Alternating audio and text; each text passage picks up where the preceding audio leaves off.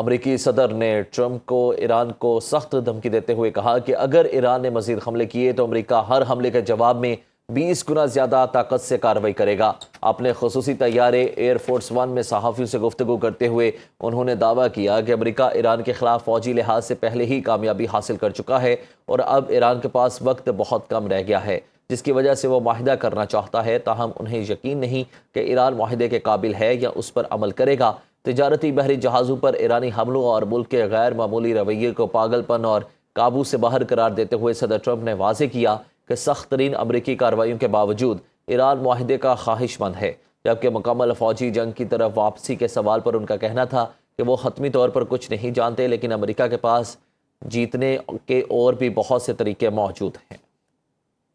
امریکی نائب صدر نے ایران کو سخت ترین الفاظ میں خبردار کیا کہ اگر اس نے آبنائے ہرمز کو بند کرنے کی کوشش کی تو اسے شدید جوابی کارروائی کا سامنا کرنا پڑے گا۔ واشنگٹن میں ایک اہم نیوز بریفنگ سے خطاب کرتے ہوئے امریکی نائب صدر کا کہنا تھا کہ ایران کے خلاف امریکی فضائی حملے اس وقت تک جاری رہیں گے جب تک تہران آبنائے ہرمز کو مکمل طور پر نہیں کھولتا اور تجارتی بحری جہازوں پر فائرنگ کا سلسلہ بند نہیں کرتا۔ انہوں نے واضح کیا کہ فریقین کے درمیان بنیادی معاہدہ ہی یہ تھا کہ اگر ایران نے بحری جہازوں کو نشانہ بنایا تو امریکہ بھرپور جوابی کارروائی کا حق محفوظ رکھتا ہے۔ نائب صدر نے دو ٹوک انداز میں کہا کہ ایران یا تو معاہدے کی پاسداری کرے ورنہ پھر وہ دوبارہ اسی ہولناک صورتحال کو بھگتنے کے لیے تیار رہے جو اسے گزشتہ رات امریکی بمباری کی شکل میں جھیلنی پڑی۔ اٹلی کا ایران کے خلاف فوجی کارروائی میں شریک نہ ہونے کا اعلان۔ اطالوی وزیراعظم جارجیا میلونی نے کہا کہ اٹلی خطے میں بڑھتی ہوئی کشیدگی کے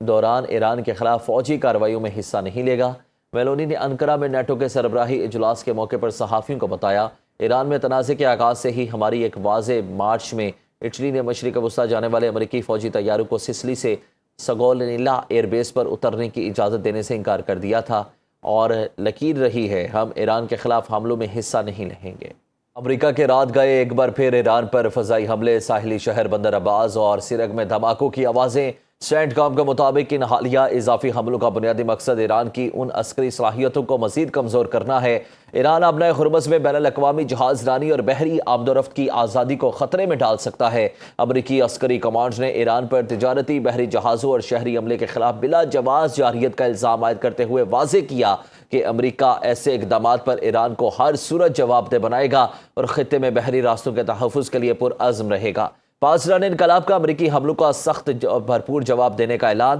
ترجمان ایرانی فوج کے مطابق ایرانی فورسز جلد خطے میں امریکی فوجی اڈوں پر بڑے حملے کرے گی۔